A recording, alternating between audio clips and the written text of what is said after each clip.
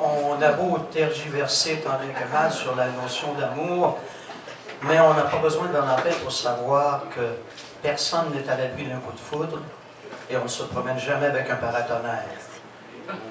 On n'a pas besoin d'en appeler pour savoir que l'amour est une bouteille à la mer. On la ramasse quand elle passe, on ne sait pas ce qu'il y a dedans, mais c'est ça qui est excitant. Pas besoin de Valentin pour savoir qu'on n'apprend rien en amour. On tombe, on se relève, on a connu l'ivresse des profondeurs, on attend de tomber encore. Pas besoin de Valentin pour savoir qu'en amour, il ne faut pas seulement savoir chanter la pomme, il faut savoir la donner. Pas besoin de Valentin pour savoir que la peine d'amour, la véritable, se pleure autant par en dedans que par en dehors. Elle ne se pleure pas, elle se pleut. Elle s'orage, orage, au désespoir, la peine d'amour. En chacun de nous loge une maîtresse. Je dis une maîtresse, mettez-la au sexe que vous voulez, mais pour moi, ça demeure une maîtresse parce qu'elle contrôle tout. Attention. Il faut s'entendre, là. Vous savez la différence entre un thermomètre et un thermostat.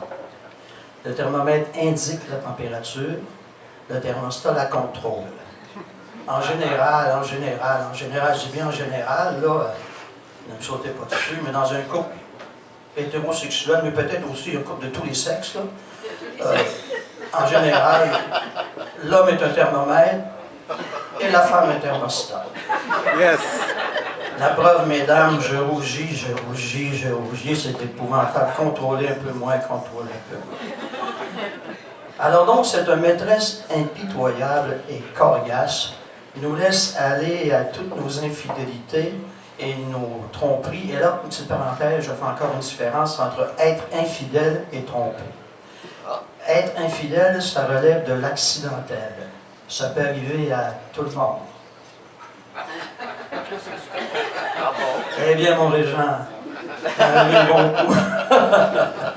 Alors que tromper, c'est de dire à quelqu'un qu'on l'aime quand on ne l'aime pas. Ça relève de l'essentiel. Alors donc, cette maîtresse coriace et impitoyable, eh bien, nous laisse aller à toutes nos tromperies, toutes nos infidélités, sans maudire, jusqu'au jour, et c'est souvent la nuit, où elle se présente et réclame son dû. Et quand elle vient réclamer son dû, tout le monde se tasse. Elle part avec ce qu'on est et elle laisse aux autres tout ce qu'on a. Cette maîtresse nous a donné notre premier baiser et nous attend pour le dernier. Vous aurez compris qu'il s'agit de la faucheuse. Il s'agit de Morta. Et Morta a une garde-robe très élaborée. Elle peut se vêtir de plusieurs costumes, mais quand elle se présente,